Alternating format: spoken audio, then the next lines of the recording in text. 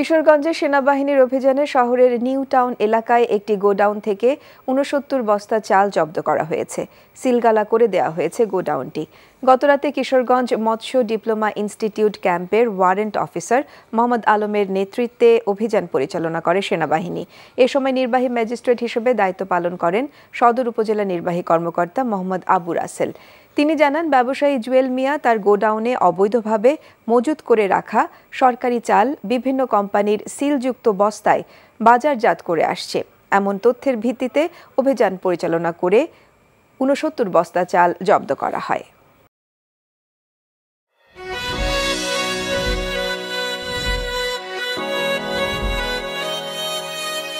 এই শুনছো, উঠো না।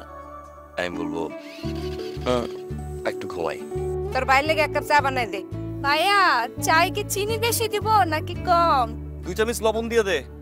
চোখেতে হাত ছুঁয়ে আছে সাজানো, পথ চলা কথা বলা যেন শেষ না। আমি যে বিয়ে করছি, আমার যে বউটা একটু ঘোরা উচিত, কারো মাথায় আছে? থাকি পথে আসলে তুমি বুঝি রাঙা রথে বিভোর হয়ে থাকি প্রতিটি ক্ষণ। ডাক্তারের কাছে যাবো স্যার। আমার একটু নিয়ে চলেন না।